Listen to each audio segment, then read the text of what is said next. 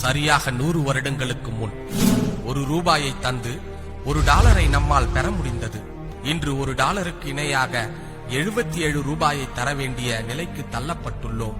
இதற்கு பல காரணங்கள் இருந்தாலும் முக்கியமானது பன்னாட்டு நிறுவனங்களின் கவர்ச்சிகரமான வியாபார தந்திரங்களும் மலிவு விலை விற்பனையுமே. கவர்ச்சிக்கும் விலை மலிவிற்கும் ஆசைப்பட்டு நாம் உள்நாட்டு பொருட்களை தவிர்த்ததின் விளைவே நம் பொருளாதாரத்துடன் நம் பாரம்பரிய உணவுகளை மறந்து விலைமதிப்பில்லா ஆரோக்கியத்தையும் எழுந்து வருகிறோம்.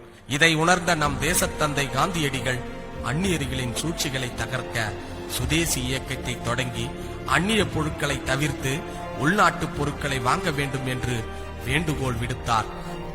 ஏன் இந்திய பொருட்களை வாங்க வேண்டும், எதற்காக பன்னாட்டு நிறுவனங்களை புறக்கணிக்க வேண்டும் என்பதை வெகு எளிமையாக நமக்கு புரிய வைத்து விட்டார் கொரோனா எனும் ஆசிரியர்.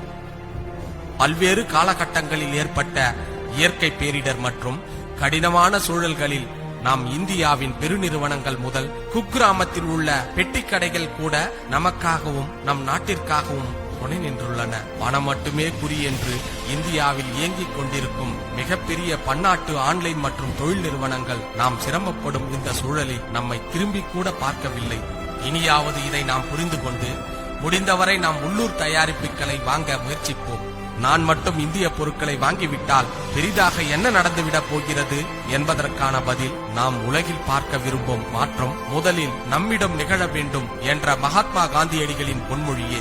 எனவே மாற்றத்தை நம்மிடம் இருந்து தொடங்குவோம். விலை மலிவாக ஒருவர் நமக்கு தருகிறார் என்றால் அந்த பொருட்களில் சிறிய அளவில் தரம் குறைக்கப்பட்டாலும் அதன் விலை நம் உள்நாட்டு பொருட்களை விட சிறிது வேறுபடலாம். ஆனால் தரம் நம் கண்ணுக்கு தெரிவதில்லை. பன்னாட்டு நிறுவனங்களில் மற்றொரு சூழ்ச்சி உள்நாட்டு நிறுவனங்களை அழிக்க ₹10 உள்நாட்டு நிறுவனத்தால் விற்கப்படும் ஒரு பொருளை ₹8 விலை குறைத்து விற்பனை செய்யும். இது அவர்களின் வியாபார தந்திரம். அச்சமயம் அவர்கள் லாபத்தை பார்ப்பதில்லை.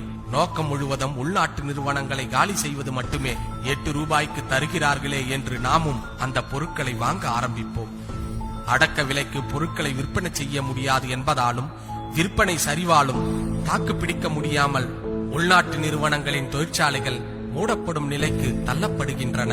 போட்டியில்லாத சூழலால் பொருட்களில் தட்டுப்பாட்டை ஏற்படுத்தி விலையை பல மடங்கு அதிகரித்து சில ஆண்டுகளில் இழந்த லாபத்தை ஒரு சில மாதங்களிலேயே பெற்றுவிடுகின்றன இந்த பன்னாட்டு நிறுவனங்கள். நாம் இந்தியாவின் முதுகெலும்பான கிராம பொருளாதாரத்தை உயர்த்தும் வண்ணம் கைவினை பொருட்களை வாங்கி பயன்படுத்துவோம். இதனால் நமது மொத்த உள்நாட்டு உற்பத்தி அதிகரிக்கும். இந்தியா வேகமாக முன்னேறும். இதனால் பொருளாதாரத்துடன் நம் வாழ்க்கை தரமும் உயரும். இந்த கொரோனா முழு அடைப்பின் போது நம்மை காப்பாற்றியது நம் தெருவிலும் அருகிலும் இருந்த சிறு கடைகள் தான். விற்பனை மற்றும் தன்னார்வலர்கள் மூலம் இயன்ற அளவில் இலவசமாக இவர்கள் வழங்கிய பொருட்கள் பல ஏழை எளியோருக்கு பேருதவியாக இருந்து கொண்டிருக்கின்றன.